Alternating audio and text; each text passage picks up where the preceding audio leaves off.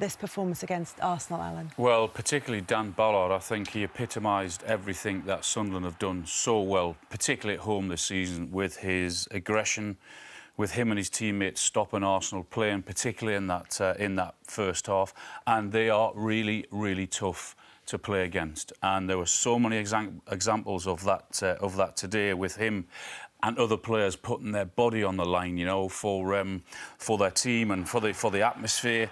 And I said he sort of summed everything up. We're going to talk about this after, but look how difficult it is to get through, how many players they've got behind the ball, and then I think that's really good defending. As I said, we'll talk more in a minute about that, but that is really, really tough, aggressive defending.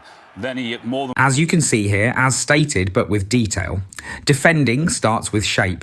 Sunderland often operated with a back line of 5 or near 5 when required, 3 central defenders plus wing-backs dropping, or a flat 4 with 2 holding midfielders shielding. The key was no gaps between the lines. Midfielders didn't allow Arsenal's creative players to find pockets of space. By staying compact horizontally and vertically, the defensive unit forced Arsenal wide, slowed down their combinations and refused to let the killer pass penetrate.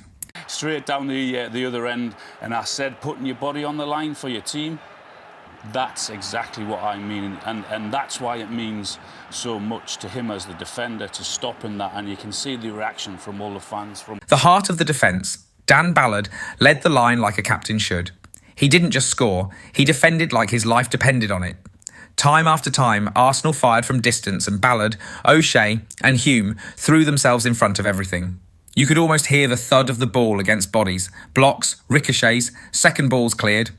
When Arsenal turned up the pressure late on, Sunderland's box turned into a fortress. 5, 6 players defending inside 10 yards.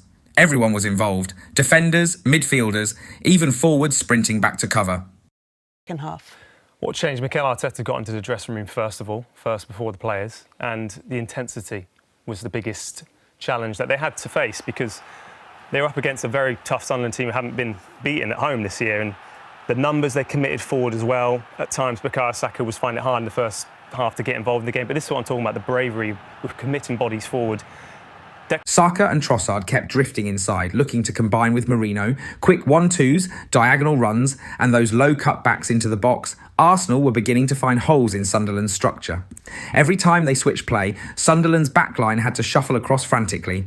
Arsenal's movement was intelligent, patient probing, then sharp acceleration into the gaps.